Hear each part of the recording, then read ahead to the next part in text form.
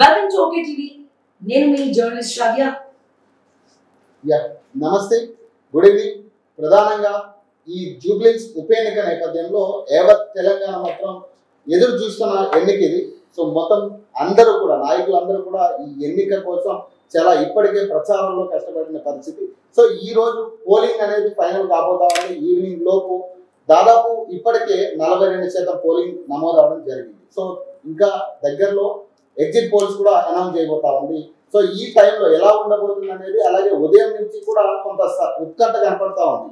ఎక్కువ శాతం దాడులు కనపడతా ఉంది. కొద్దిగా కాదు, చాలా ఉత్కంఠ కనపడతా ఉంది. ఎంత అంటే కొట్టుకునే దాకా వెళ్ళిపోయింది బీఆర్ఎస్ వర్సెస్ కాంగ్రెస్. ఇక బీజేపీ ఒకటే తక్కువ ఇప్పుడు ప్రస్తుత పరిస్థితుల్లో. సైలెంట్ గా వాళ్ళు వాళ్ళ పని వాళ్ళు చేసుకుంటూ పోతా ఉన్నారు. ఎందుకంటే వాళ్ళకి అర్థమైపోయింది ఎలాగో రిజల్ట్ వాళ్ళకి ఫేవర్ గా లేదు కాబట్టి. సో చాలా ఉత్కంఠగా నడుస్తూ ఉంది. సో ఒకవైపు బీఆర్ఎస్ క్యాండిడేట్ మాగంటి సునీత గారు ఇన్ని రోజులు అసలు వాయిసే లేదని చెప్పి చాలా మంది అనుకున్నాము. కానీ పొద్దున్న నుంచి ఆవిడ ఒక్కలే బూత్స్ అన్ని కూడా తిరుగుతూ సో తన వాయిస్ ఇస్తుంది, చాలా పవర్ఫుల్ వాయిస్ ఇస్తా ఉంది. సో ఖచ్చితంగా గెలుపు మాదే, ఎవరు ఎటువంటి ప్రలోభాలకు లొంగొద్దు, ఎవరికి భయపడద్దు. సో 14వ తారీఖు తర్వాత మన తడాకా ఏంటో చూపిద్దామని చెప్పి మొట్టమొదటిసారి మాగంటి సునీత గారు అంత ఫైర్ అవ్వడం కూడా ఎవరు కూడా చూడలేదు. బహుశా బీఆర్ఎస్ వాళ్ళు కూడా చూసుకుంటారు ఇప్పటి వరకు. సో ఇటువంటి పరిస్థితుల్లో ఒకవైపు రాహుల్ గాంధీ, లైక్ మనమే మన ఒకే టీవీలో కూడా చాలాసార్లు చెప్పాము, రాహుల్ గాంధీ గారికి మనం ఒక్కొక్కసారి మెచ్చుకున్నాం కూడా. సో ఫేక్ ఓట్స్ ఏవైతే ఉన్నాయో నేషనల్ కాంగ్రెస్ ప్రజెంటేషన్ ఇచ్చి మరి బెంగళూరులో అనుకుంటా ప్రజెంటేషన్ ఇచ్చి మరి ఒకే ఇంట్లో ఎంతమంది ఉన్నారండి? ఒకే ఇంట్లో 67 ఓట్లు ఉన్నాయి. సో 26 డోర్ నెంబర్ లో ఏం జరుగుతుందని చెప్పి నేషనల్ మీడియా మొత్తం ఆ ఇంటి మీదే ఫోకస్ పెట్టింది. ఒకవైపు వీళ్ళు ఫేక్ ఓట్స్ అని చెప్పి రాహుల్ గాంధీ గారు అక్కడ ప్రచారం చేస్తా ఉంటే, తెలంగాణ రాష్ట్రంలో జూబ్లీ హిల్స్ హైదరాబాద్ నడి బొడ్డు మీద అసలు జనరల్ గానే హైదరాబాద్ లో ఓటింగ్ పర్సంటేజ్ చాలా తక్కువ. అటువంటిది కొద్దో గొప్ప ఇవాళ 42% దాకా వచ్చింది. మొన్న అసెంబ్లీ ఎన్నికలప్పుడు కూడా ఆల్మోస్ట్ 40% 47% నాకు తెలిసి ఆల్మోస్ట్ 6 o'clock అయ్యే వరకు. సో ఒక 50 to 51% ఏమో అవ్వచ్చు అని ఎలక్షన్ కమిషన్ వాళ్ళు చెప్తా ఉన్నారు, ఏజెంట్స్ చెప్తా ఉన్నారు. కానీ ఒకవైపు ఏమో రాహుల్ గాంధీ గారు అధికార పార్టీ నేషనల్ కాంగ్రెస్ మేము ఫేక్ ఓట్స్ కాదు, ఫేక్ ఓట్లు వేసే వాళ్ళ పడతాము, ఫేక్ ఓటర్ ఐడీస్ ని బయట పెడతామని చెప్పి ప్రజెంటేషన్ ఇస్తా ఉంటే, తెలంగాణలో బట్టి విక్రమార్క గారు ఒకవైపు డెప్యూటీ ముఖ్యమంత్రి, ఆయన అంటే ముఖ్యమంత్రి తర్వాత ముఖ్యమంత్రి, ఆయన లేట్ వచ్చినా నేను లేటెస్ట్ గా వస్తా అన్నట్టు ఈ రోజు ఎలక్షన్ క్యాంపెయిన్ ఎక్కడ కూడా మన బట్టి గారు అయితే కనబడలేదు. బట్ ఇవాళ పోలింగ్ బూత్స్ అని కూడా సో వెళ్తా ఉన్నారు, పోలింగ్ బూత్స్ అని కూడా తిరుగుతా ఉన్నారు చాలా స్పీడ్ గా. సో కాంగ్రెస్ నాయకులు అందరూ ఫీల్డ్ లోనే ఉన్నారు, బీఆర్ఎస్ వాళ్ళు కూడా ఫీల్డ్ లో ఉన్నారు, కానీ ఎవరిని కూడా గెలవనివ్వట్లేదు. సో మొత్తం సోషల్ యాక్టివిస్ట్ కావచ్చు, సో ఏం జరుగుతుంది జూబ్లీ హిల్స్ ఎన్నికల్లో అని చెప్పి చాలా ఉత్కంఠగా ఉంది.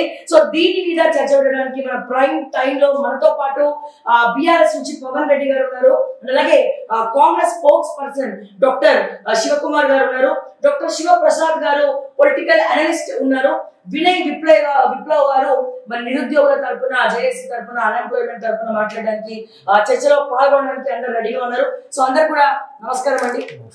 So first time okay TV debate లో పార్టిసిపేట్ చేస్తున్నారు, చాలా సంతోషం. సో ముందుగా సార్ డాక్టర్ శివకుమార్ గారు, సో చెప్పండి, అధికార పార్టీ తరఫున మీరు చూసినట్టయితే పొద్దున్న నుంచి మనం చూస్తా ఉన్నాము. సో పోలింగ్ చాలా అద్భుతంగా నమోదవుతుంది, అంటే అట్లీస్ట్ ఈ టైం కన్నా 42% రీచ్ అయింది.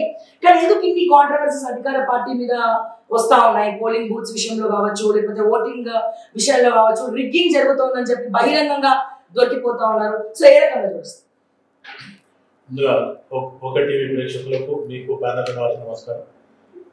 కాంగ్రెస్ పార్టీ ఏదైతే మాగంటి గోపీనాథ్ గారు కాలం చేసేందుకు జూబ్లీస్ లో బై ఎలక్షన్ రావడం జరిగింది. దానికి కాంగ్రెస్ పార్టీ తరఫున నవీన్ కుమార్ యాదవ్ని అదే క్యాండిడేట్ గా సెలెక్ట్ చేయడం జరిగింది. గతంలో నవీన్ ఏదైతే ఎంఐఎం టికెట్ మీద గతంలో పోటీ చేయడం జరిగింది. అప్పుడు ఆయనకు ఒక 40,000 చిల్లర ఓట్లు రావడం జరిగింది. దాని తర్వాత నెక్స్ట్ ఎలక్షన్లో 2018 అనుకుంటా, ఆ ఎలక్షన్లో ఆయన మీ ఏదైతే ఎంఐఎం టికెట్ రావాలనుకున్నప్పుడు ఇదే బీఆర్ఎస్ వాళ్ళు అసదుద్దీన్ ఓవైసీతోని కాకామామ చాచాలాగా ఉండే కాబట్టి ఆయనకు టికెట్ రాకుండా చేసిండ్రు అనే రకంగా నవీన్ కుమార్ యాదవ్ చెప్పడం జరిగింది. దాని తర్వాత ఆయన ఇండిపెండెంట్ చేయడం జరిగింది. ఒక 18,000 చేంజ్ నెక్స్ట్ టైం రావడం జరిగింది. ఇండిపెండెంట్ ఉన్నాం. ఆ రకంగా ఆలోచిస్తే అటు ఆ 2 ఎలక్షన్లో కూడా మనం చూస్తే బీఆర్ఎస్ మాగంటి గోపీనాథ్ గారు గెలవడం, తర్వాత అజారుద్దీన్ గారు సెకండ్ ప్లేస్ ఉండడం, థర్డ్ ప్లేస్ నవీన్ ఉండడం, fourth place BJP Deepak Reddy ఉండడం. ఆ గతం నుంచి అప్పుడు కూడా జరిగింది. మొన్న రీసెంట్ ఈ బై ఎలక్షన్ల మటుకు ఖచ్చితంగా మనం అనుకుంది ఏంటంటే బీఆర్ఎస్ మధ్యన కాంగ్రెస్ మధ్యనే ఫైట్ ఉంటుంది, బీజేపీ మొత్తానికి పోటీలో లేదనేది మనం అనుకోవడం జరిగింది. అవన్నీ పోతూ ఉంటే కూడా ఈరోజు నవీన్ కుమార్ యాదవ్ ఎవరైతే కాంగ్రెస్ పార్టీ టికెట్ మీద ఇప్పుడు కాంగ్రెస్ పార్టీ క్యాండిడేట్గా ఈరోజు జరుగుతున్న ఎలక్షన్లో నిలబడడం జరిగింది. ఆయన మాగంటి గోపీనాథ్ మీద ముందే ఒక పిటిషన్ వేయడం జరిగింది, కోర్టులో ఒక కేసు వేయడం జరిగింది. మాగంటి గోపీనాథ్ ఏదైతే ఆయన ఎలక్షన్ అఫిడవిట్లో తప్పు సమాచారం ఇచ్చిండు అనే రకంగా కేసు వేయడం జరిగింది. ఈరోజు మాగంటి గోపీనాథ్ చనిపోకుండా ఈరోజు బై ఎలక్షన్ వచ్చేది జూబ్లీహిల్స్లో అనేది నాకు కూడా ఉన్న సమాచారం. ఎందుకంటే లీగల్గా మనం చూసినాం. సో ఆ రకంగా ఆయన చనిపోయిన తర్వాత నవీన్ దాన్ని విడ్రా చేసుకోవడం, దాంతోపాటు అందరికంటే ముందే ఈరోజు మాగంటి సునీత గారు మాగంటి గోపీనాథ్కి సెకండ్ వైఫ్ అనే రకంగా కూడా చెప్పడం జరిగింది. ఫస్ట్ వైఫ్ ఉంది అది అంటే బీఆర్ఎస్ దాన్ని కొట్టేసిండ్రు. ఎలక్షన్ కమిషన్ దగ్గర పోతే కూడా సార్ ఇన్ని రోజులు గుర్తురాలేదా ఫస్ట్ వైఫ్ సెకండ్ వైఫ్ అని? సరిగ్గా ఎన్నికలకి ఒక 3 రోజుల ముందే రెండో భార్య తీసుకురావడం అనేది మొదటి భార్యను తీసుకురావడం అనేది ఏ రకంగా చూడొచ్చు? సో ప్రతిపక్షాలు కూడా మండిపడుతూ ఉన్నాయి ఇది కాంగ్రెస్ పార్టీ చేసేటువంటి రాజకీయ కుట్ర అని. ఎందుకంటే Maganti Gopinath family first family ఏదైతే మీరు అంటున్నారో, సో అంత్యక్రియలకి రాలేదు, ఇప్పటి వరకు రాలేదు. మాట్లాడితే ఎంత సరే ప్రతిపక్షాలు బెదిరిస్తున్నాయని వాళ్ళు చెప్తున్నారు. ప్రతిపక్షాలు బెదిరిస్తూ ఉంటే కన్న తండ్రికి అంత్యక్రియలు చేయడానికి ఎందుకు రాలేదు అనేది ఇక్కడ క్వశ్చన్. దీని గురించి అయితే మొత్తానికి దీని వెనకాల అంతా కేటీఆర్ ఉన్నాడు అనేది ఖచ్చితంగా వాళ్ళ ఫస్ట్ వైఫ్ చెప్తుంది. ఆ పిల్లోడు అబ్బాయి కూడా త్రిలోక్ అనుకుంటారు, బహుశా అబ్బాయి పేరు కరెక్ట్ సబ్జెక్ట్ తారక్. ఆ అబ్బాయి కూడా ఓపెన్ గా చెప్పడం జరిగింది. పిల్లోడు చాలా సౌమ్యుడు.